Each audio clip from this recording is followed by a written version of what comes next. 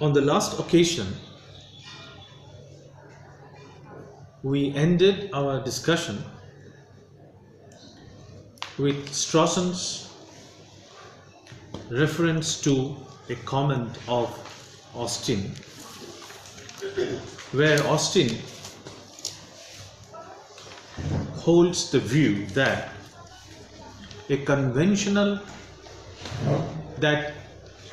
an illocutionary act is a conventional act. That is, illocutionary act is an act done as conforming to a convention. Strawson comments on this particular idea of Austin. Today we shall discuss Strawson's take on this comment of Austin, namely, illocutionary act is a conventional act.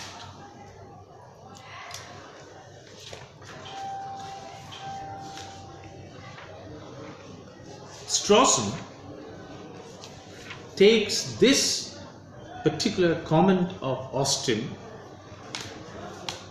as the starting point of his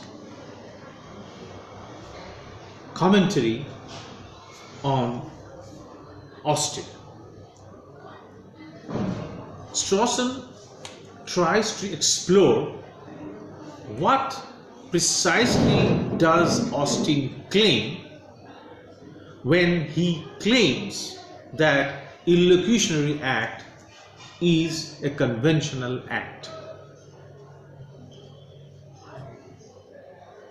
One could take this idea of Austin in its unqualified form. By unqualified form, Strawson means that one could understand Austin as claiming that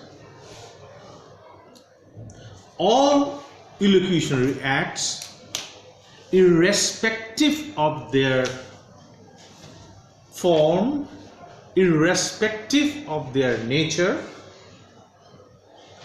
are conventional in nature. But Strawson also draws our attention to another comment of Austin, where Austin says that, and I quote, "It may be said to be conventional in the sense that at least it could be made explicit by the performative formula." So, Austin understands the claim, namely, all illocutionary acts are conventional, with this caveat that at least illocutionary acts could be made explicit, could be explained,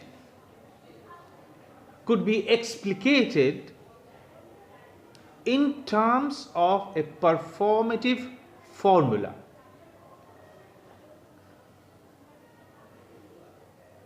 Strawson emphasizes this caveat of Austin while trying to understand what precisely does Austin mean when he claims that illocutionary act acts are conventional. Now, if for the time being we set aside this qualifier made by Austin, advanced by Austin, if we take Austin's claim, namely illocutionary acts are conventional, in its unqualified form, then how are we going to understand Austin's claim? The question that Strawson raises is, what precisely is going on when Austin claims that illocutionary act is a conventional act? How could one understand this claim of Austin? This is the question that Strawson puts forward, and Strawson tries to decipher the nuances involved in this claim of Austin. But before trying to understand what Austin actually means by claiming that illocutionary act is a conventional act, Strawson draws our attention to two other questions which Strawson claims to be possible sources of confusion.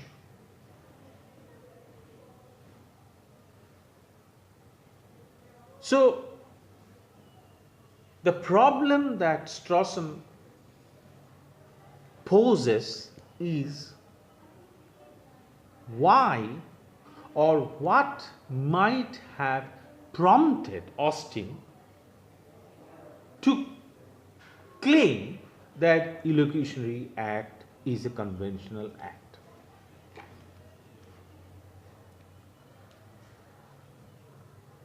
So the two possible confusions while understanding Austin's claim are as follows. The first possible confusion that Strawson refers to is, we may agree that any speech act is at least in part a conventional act. Any speech act. So any linguistic act, any linguistic behavior is partly, at least, a conventional act. Why? Because whenever we use or utter an expression,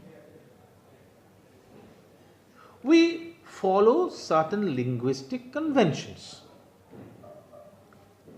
So any utterance of a speaker is partly determined by linguistic conventions. And this is something about which nobody would disagree. But when Austin is claiming that illocutionary act is a conventional act, Austin is not making this apparently obvious claim that any speech act is partly at least determined by linguistic conventions. In other words, Strawson wants to suggest that Austin is claiming something more.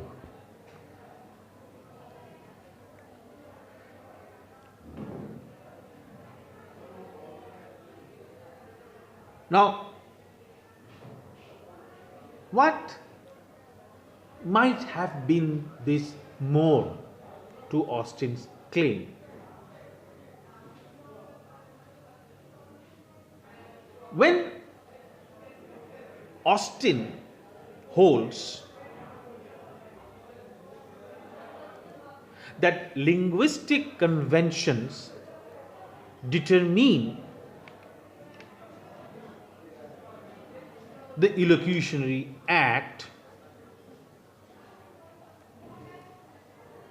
he is not merely claiming that in order to understand the meaning of an utterance, one needs to understand the linguistic conventions that work behind those utterances.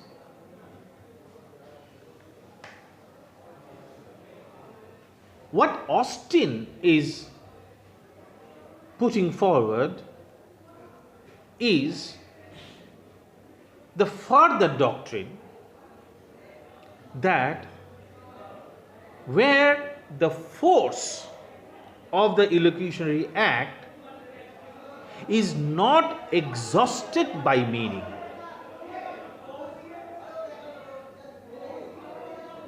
So, in other words, we are talking about the relation between meaning of the utterance on the one hand and the elocutionary force of the utterance on the other. Whether meaning exhausts the elocutionary force or elocutionary force involves something more than the meaning that is conveyed by the utterance. So this is the question that Strawson is alluding to while trying to explain Austin's claim that elocutionary act is a conventional act.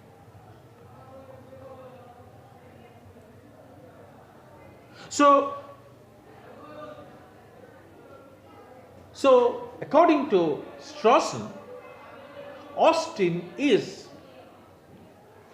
not claiming merely that linguistic conventions determine the meaning that is expressed by the utterances. So Austin is making a further claim. And this further claim actually involves the relation between the meaning of the expression of the utterance and the elocutionary force of the utterance.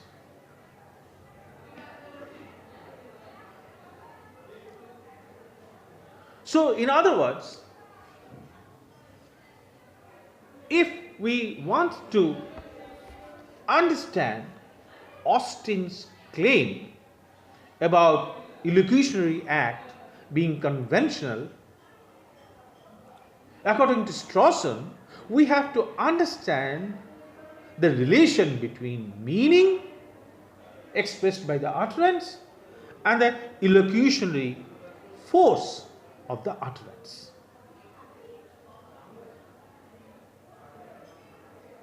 So, the question now is whether meaning exhausts the illocutionary force, or illocutionary force involves something over and above meaning. This is the question.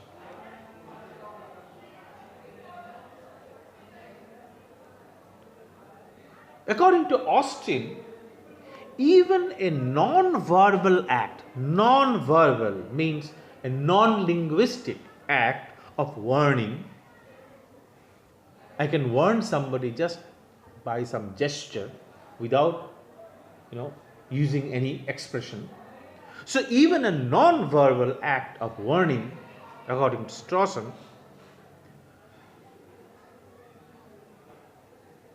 is also conventional in just the same way as a verbal illocutionary act of warning is. So not only a verbal act, a linguistic act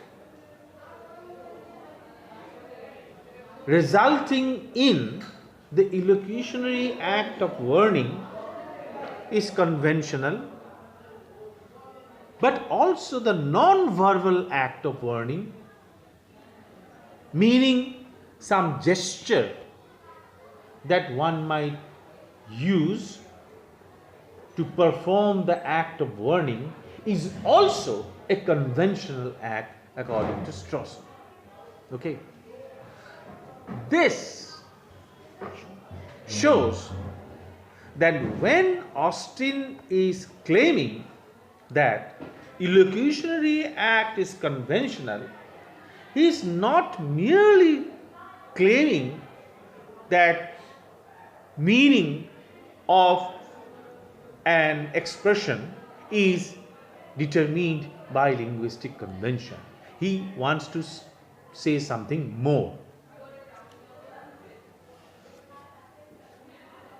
This is the first clarification that Strawson draws our attention to. And the second clarification that Strawson wants to inform us of is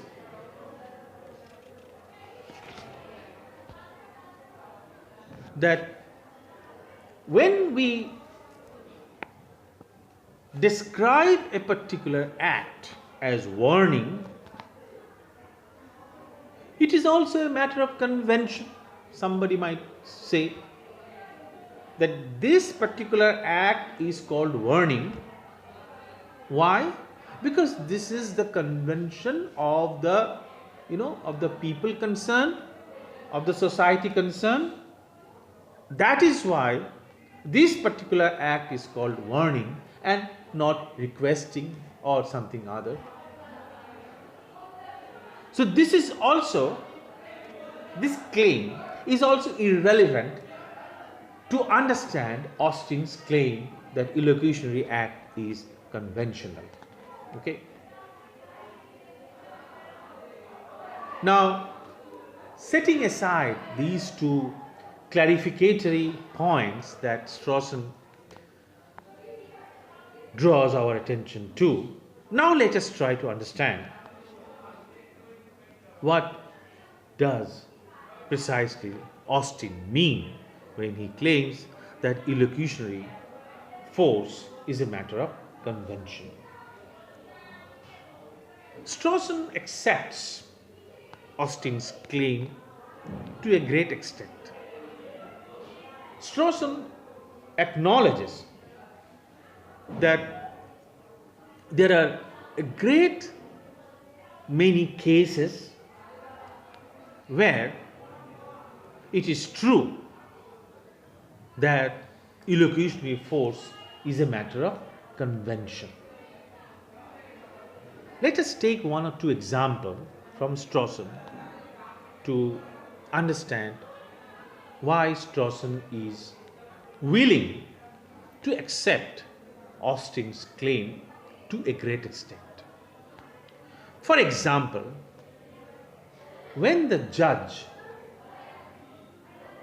after the arguments and counter arguments in the court, finally pronounces the judgment saying X is guilty.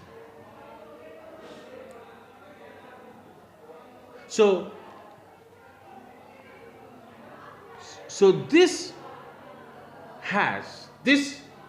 utterance of the judge has got an illocutionary force. The judge, in a particular situation, in a particular context, in a particular legal context, the judge utters the expression X is guilty. So he is pronouncing, he is making a judgment about a particular case.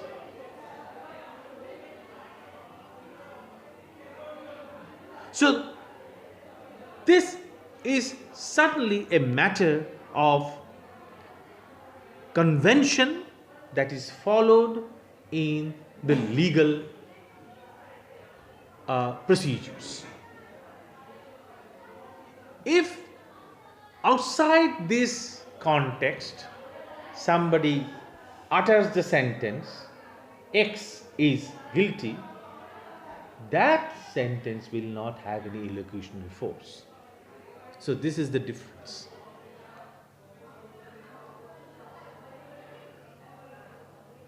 Another example that Strawson gives of a cricket match when the umpire declares out. He is also making an illocutionary act, declaring about a particular player that he is out. But if any other person, say for example any spectator in the cricket match utters the word out, it would not constitute an illocutionary act. It won't have any illocutionary force. And the explanation is this, that there are certain conventions in a game which actually entitle the umpire to make certain pronouncements which have illocutionary force. So these two examples, and I'm sure one could add many more, these two examples show that illocutionary force is a matter of convention, as Austin holds.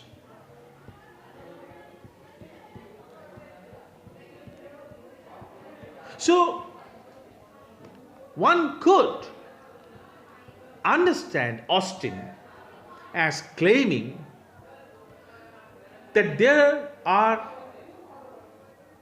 statable conventions, the conventions that one can precisely explain, explicitly explain.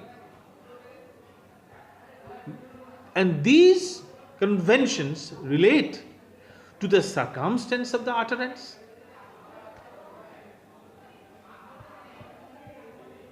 for example, it relates the utterance to a particular person who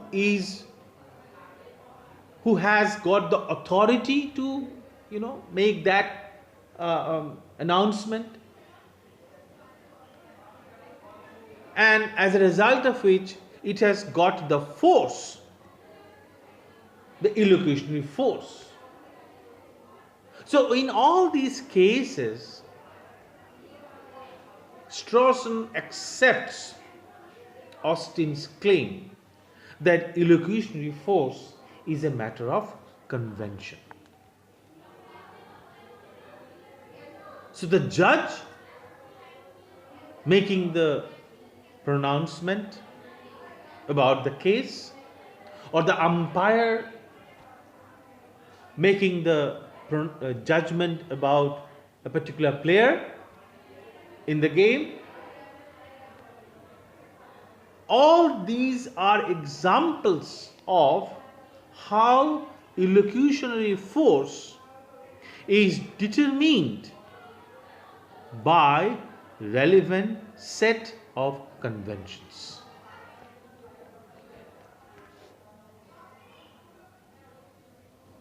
Now Strawson also claims that one could think of other examples where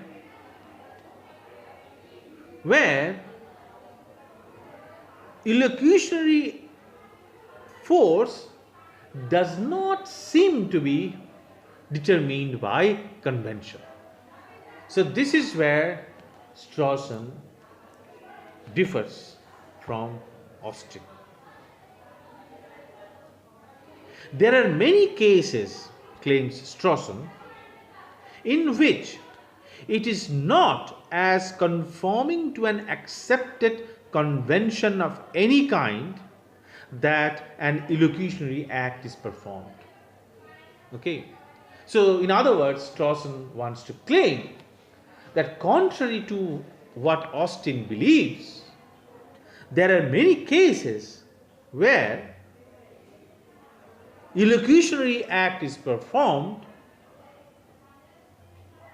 not as conforming to any convention, in any accepted convention.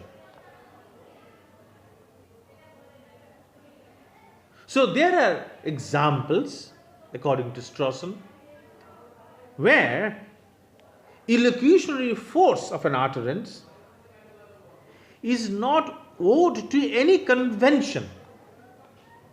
Illocutionary force of an utterance is not determined by or does not derive its validity from any convention.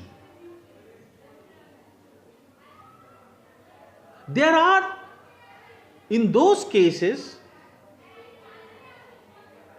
the illocutionary force is there,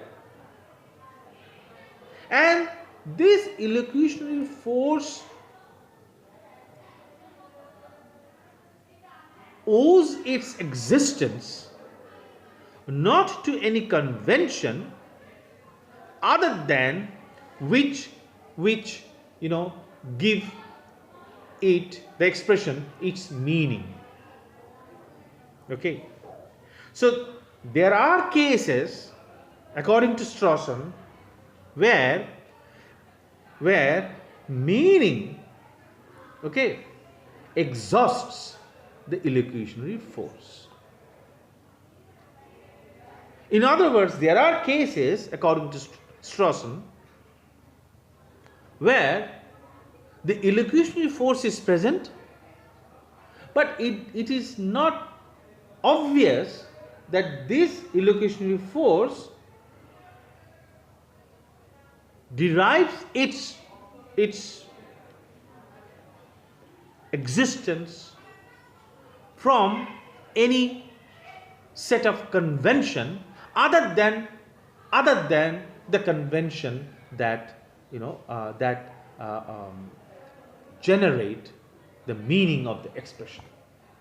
So over and above meaning related conventions, there is nothing to back up the illocutionary force. So today we end our discussion here.